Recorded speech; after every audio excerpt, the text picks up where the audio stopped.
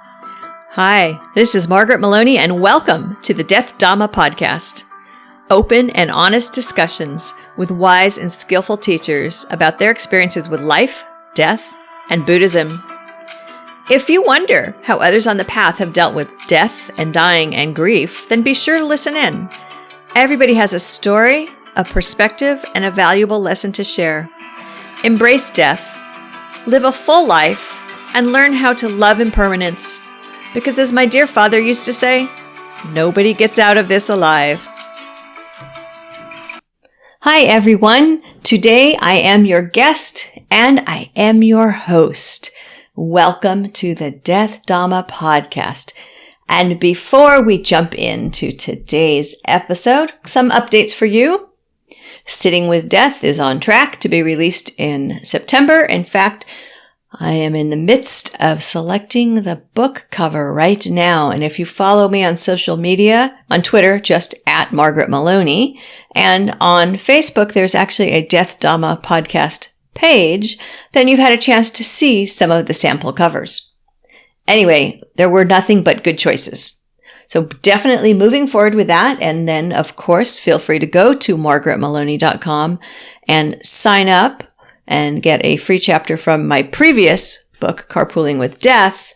But that also gets you lined up so that when I release an audio chapter of Sitting with Death, you will receive a free audio chapter of that as well. Now, this has been the first season of the Death Dhamma podcast, and it's not the last season. Season 1 is coming to an end, but it's not over yet. But we have spoken to my 12 wise teachers, the individuals who agreed to sit with me and talk about death and grief and Buddhism. Today, from those talks, comes some ideas around death and privilege.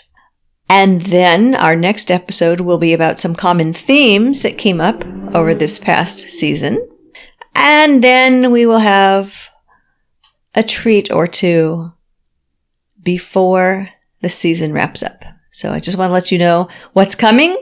I'll let you know that we are about, I guess maybe 3 or 4 episodes away from the end of season 1. And definitely there will be a season 2. All right. On that note, let's consider the fact that in death there is privilege. And one day, not too long ago, someone left me a comment. I believe it was actually on the podcast page. And this is the comment. I want to read it to you. Death is a pleasure to common and middle men.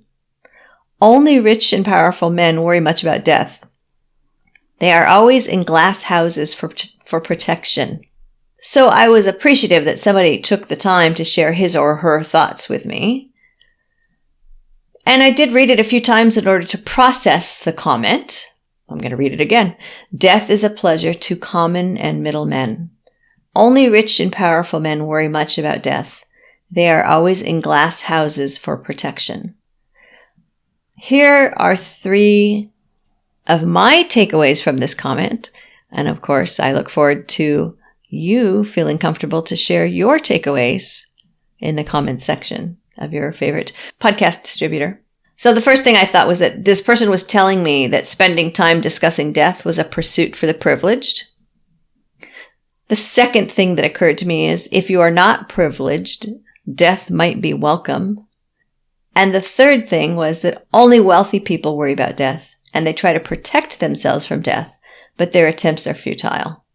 That's the glass houses, right? Now, 3 people that spoke with us throughout season 1 specifically called out the fact that in death there is privilege. Holly Hisamoto, who we spoke with early in the season, she mentioned it. She mentioned the fact that at that time when she was working in a hospice center, that the people who were in the hospice center were in a position of privilege because they were able to be in this situation where they were in this relationship with planned death, but that they also had excellent care and the ability to have excellent care and to have their family and friends and loved ones around them.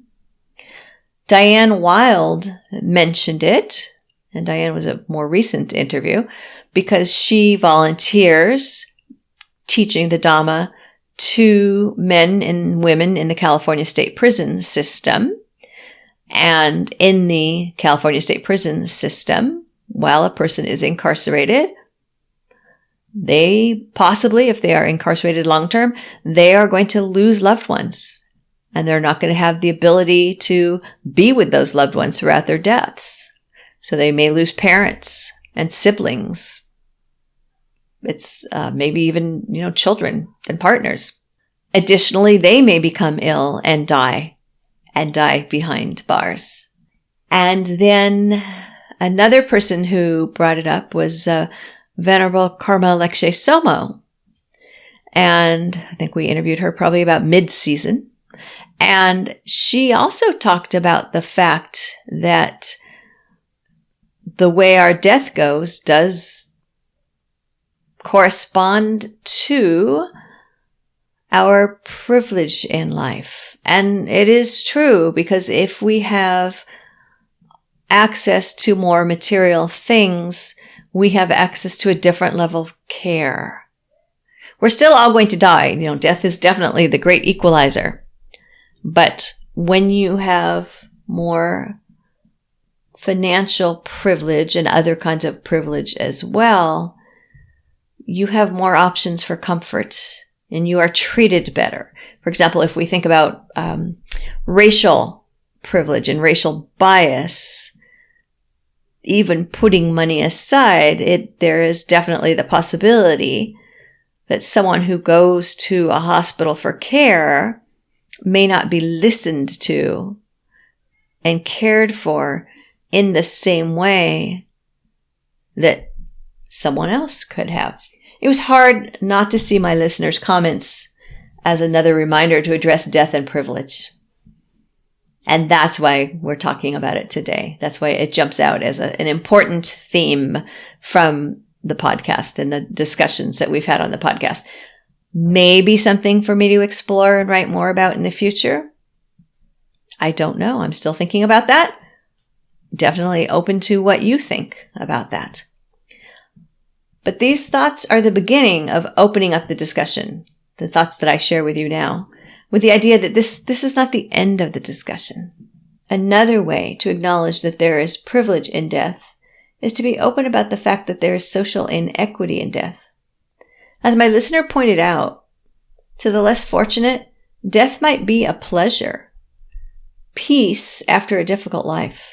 Maybe not the path up until someone's death, but the concept of death could definitely represent the end of a life full of struggle. And those who have financial and social privilege are going to die. Of course, like I said, death is the great equalizer. But they will probably die with access to many more resources. When Holly mentioned it, and she talked about being in that relationship with planned death, noting that each person that she worked with had access to a good level of care and the ability to receive the physical, emotional, and spiritual care to help have a peaceful death. And a few of my family members were also in a relationship with planned death. And while there was certainly a difference between the competency of the hospice teams we worked with, there was never a doubt that we would have help. We had access to excellent medical care. We had access to at-home hospice care, counseling services, and spiritual care. And I completely understand that it is due to privileges that these services were available to us. And still, it was difficult. Imagine how much more difficult it is for those who do not have the same privilege. And as we've discussed more than once, it is important to work for that peaceful death and to see if we can give our loved ones a peaceful death and to see if we can train ourselves to have a peaceful death, because that peaceful death is the key to our transition to the next life.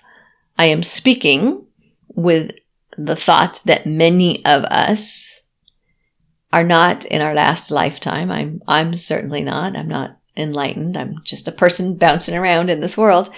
And so, how I finish my days is a really significant contributing factor to how I come back again.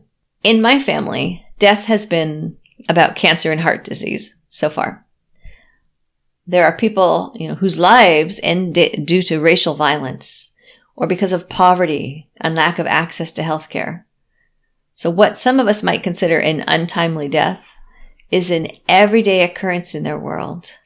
We see unjust deaths occurring every day. Far too often, they are the result of social injustice. And it's not enough to see this as someone's karma coming to fruition. In fact, please don't look on those who are less fortunate from a place of superiority, thinking this is their experience because they have bad karma, they earned it. Karma stems from your actions in your past lives, past actions from this life, and your current actions. When you experience negative karma, all you can do is work on your current actions. You cannot go back in time and undo the actions that contributed to your negative karma. There's no place for blame in karma. And it's not an excuse for lack of action.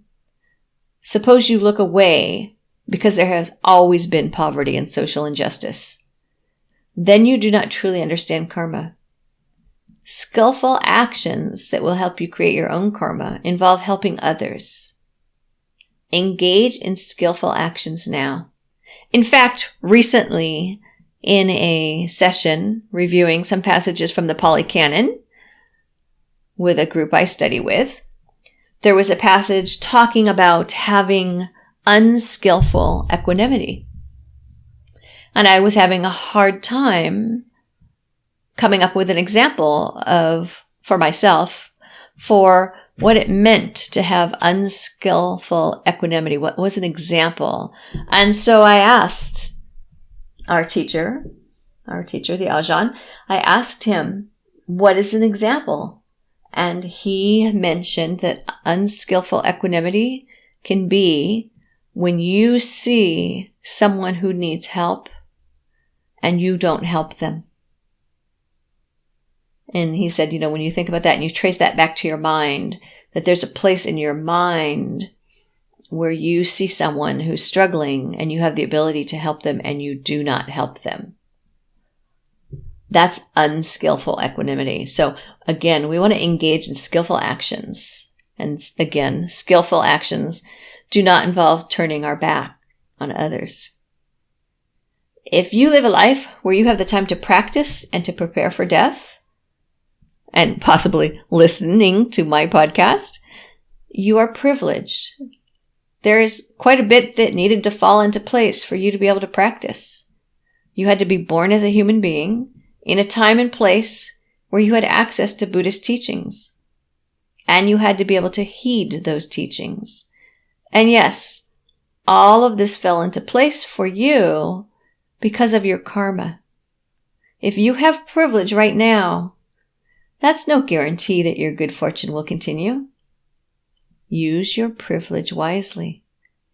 If you still find it difficult to be with the dying, after sitting with death and working on your training, you can work in areas that will be of benefit. See, if you help create a world where others can have a better life path, you are also helping them with death. Suppose you volunteer in a program that makes education more accessible to at-risk youth. In that case, more of those young people will continue their educations and earn degrees or participate in vocational training, and they are more likely to support themselves in ways that allow them to exit a cycle of violence and incarceration. They will have better access to some of the services that people like myself take for granted. When you help end systemic racism and social and financial inequity, you are helping others have peaceful deaths. Equity in life is more likely to bring equity in death. And again, a peaceful life is more likely to lead to a peaceful death. This has been the Death Dhamma podcast with Margaret Meloni. Thank you so much for being here. And if you liked it, please share it with your friends and your Sangha members and leave reviews. May you be well, may you be happy, may you be safe, may you be free from suffering, and may you come visit me and join my community at margaretmeloni.com, MargaretMeloni, and check out Carpooling with Death, how living with death will make you stronger, wiser, and fearless. Now you can find it on Amazon in Kindle, audio, paperback, and hardback. Bye for now.